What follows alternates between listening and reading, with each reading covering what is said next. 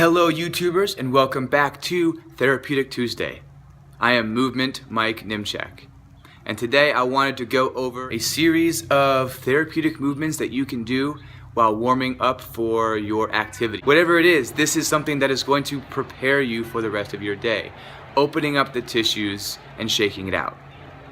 I did a workshop last week and the week before helping athletes, but their own body mechanics to help improve their game, to help them train harder and play with more power, more strength, and more resiliency so that they do not get injured as badly or as often.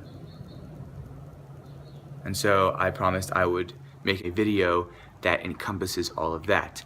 And this allows you who weren't there to experience this as well.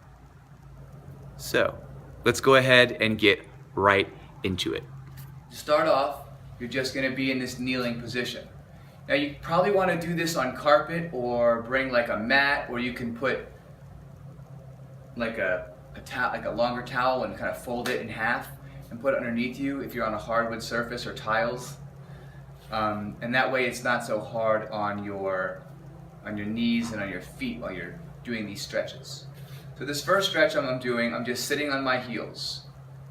Now if this is really tight for you, especially in like the front of the knees and the shins, then go ahead and kind of bring your hands down. And now your weight is forward, it's not so pressing onto these feet. You're just sitting on your heels, hands by your sides, leaning forward if you need to.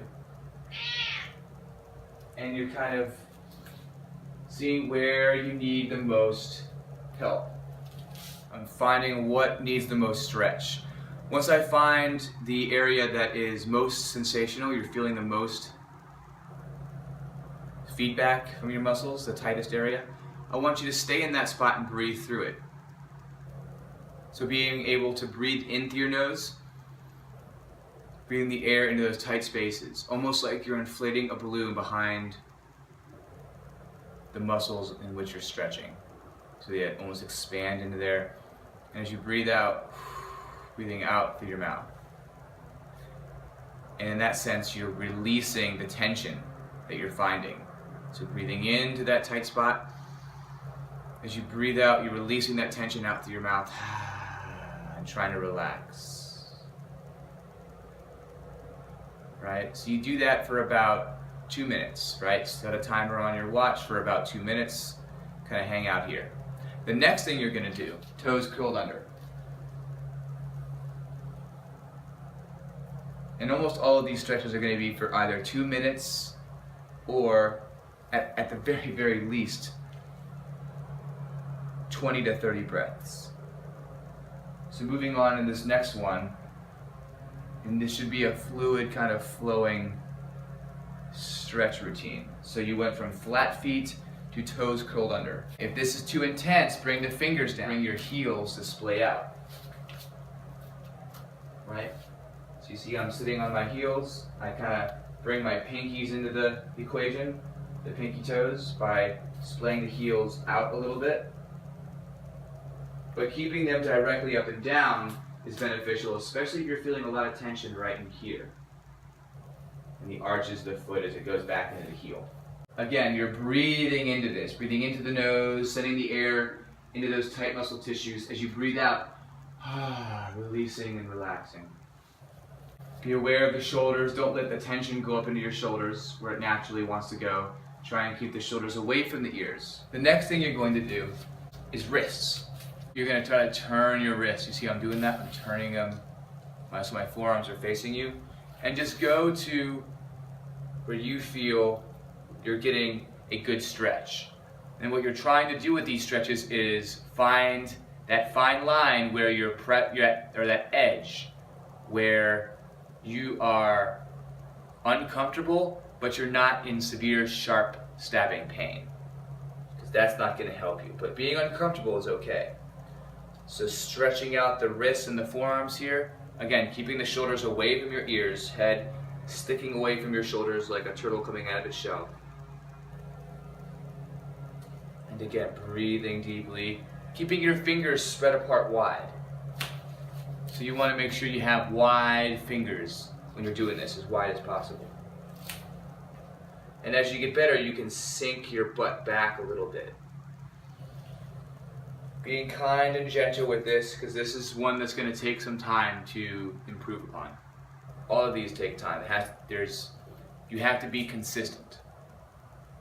You have to do all of this, but if you do some of this every day, finding that consistency, then you'll see improvement. It's not going to happen overnight, I promise you that. If it gets to be a little too intense, you can back off a little bit, like moving forward.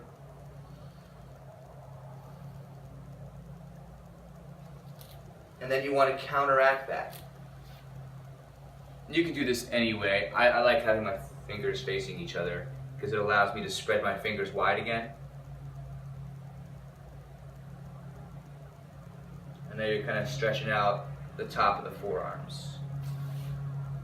And then from here, wrist circles. So you just want to bring the blood flow back in, bring the full range of motion.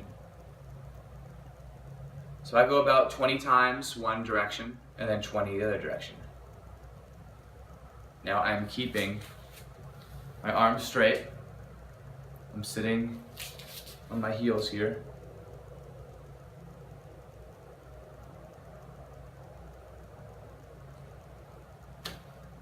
That warms up the shoulders a little bit too. We're going to get into the down dog position, working a little bit on the shoulders and the backs of the legs. Your hands right underneath the shoulders, fingers spread out wide now that our wrists are warmed up, feet are warmed up. And you're going to come right into your down dog. Now the point of this is as you inhale, your hips go high. As you breathe out, your chest is being pushed towards your thighs, towards your knees. And you're trying to bring your heels down towards the floor. And you're trying to lengthen out the back of the legs and the shoulders a little bit, but mostly the back of the legs. Trying to get those heels down, right? Now I want you to be aware of your feet. Make sure that your toes are pointing forward. I don't want to see duck feet, right? They should be pointing straight ahead. And then you're looking up, above your knees, in between your legs there. Trying to keep that neck long, the spine nice and straight and long. And as you go halfway down, you're squeezing your butt in the plank, belly button gets pulled in, and you're looking up. Again, making sure those shoulders are away from your ears. Don't sink in like this. Press your head up and away from the shoulders. This is one that you can do for 20 breaths because your arms are going to be tired by this point. So the next thing is going to be the hip flexor stretch in the thighs. So you're going to bring one leg out here. Relax the top of the foot and the back leg. And the important thing to remember here, chest is up, belly button's pulled in, and knee stays to the outside. Don't let the knee cave in, right? You want to make sure the knee is outside where the foot is. Opening up in here. If you're pretty good at this, bring that knee up. So, same side you're reaching for. I'm going to bring my left heel up towards my left butt, and I'm grabbing this foot with my left hand, right? And again, keep that belly button pulled in. Don't let the energy dump into your low back. Chest up, belly button pulled in, pushing the hips forward, right? And then finding that edge where you're uncomfortable but you're not in pain, and breathe through it. This is definitely a 2-minute exercise here.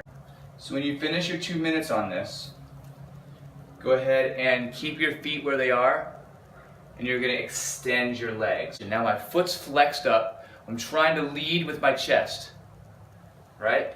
I'm not hunching over so much. I'm trying to push my chest through towards my knee.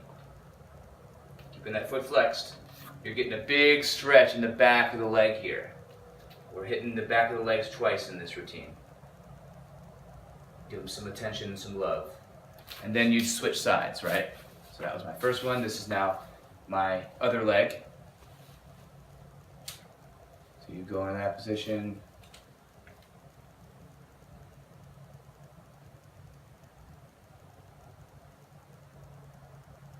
For 2 minutes, and then release it and go right into that extension. Sit down with your legs spread apart, and you're just going to either grab your toes, or if that's too much, using a belt or some sort of strap and wrapping it around your foot, like at your arches here. So if my hands were like the belt or the strap, they'd be around here, and I'd be reaching for that, trying to pull myself full, pull my chest down towards the floor. You want to keep your back flat, like you're leading with the chest, right?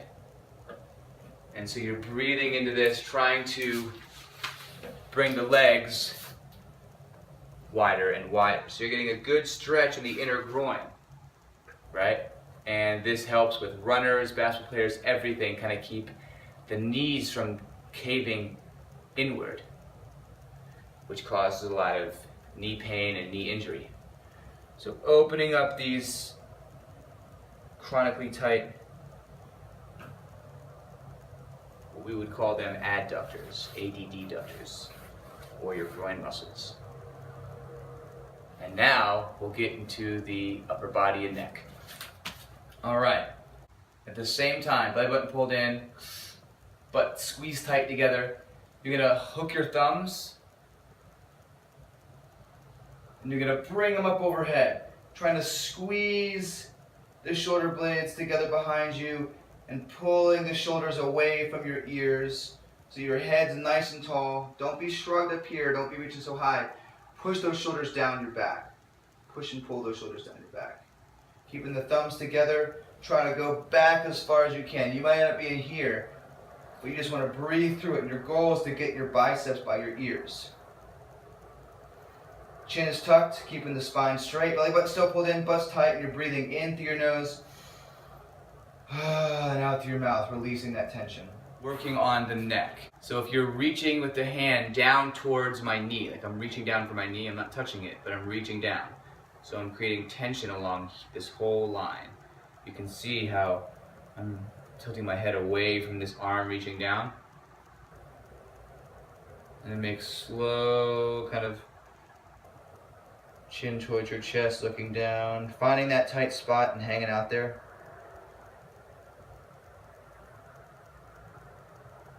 Looking for the tightest place. And I wouldn't tilt your head all the way back, that's not necessary. And then try the other side again, reaching down with this arm, creating a lot of tension. And finding where it's most intense. And I would spend about 20 to 30 breaths on each area that you find to be most intense. You can find that place that's really intense. Same thing, you're reaching down actively, but you're gonna put your hand there, and this hand is acting like a wall as you press your head against your hand.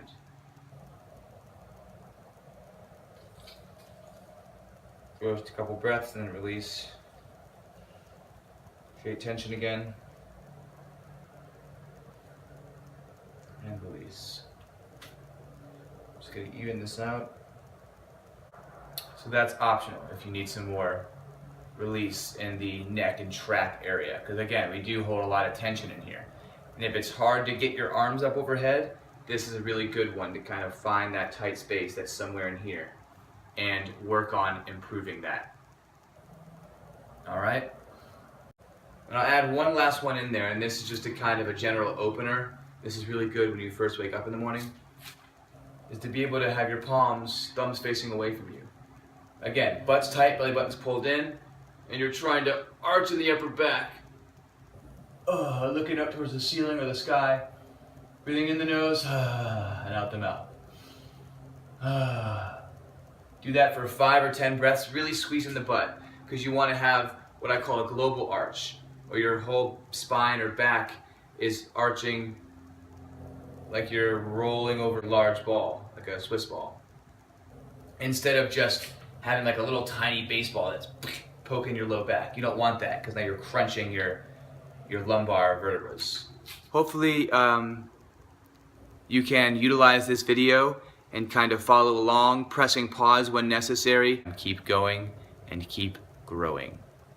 Physically, mentally, emotionally, and spiritually.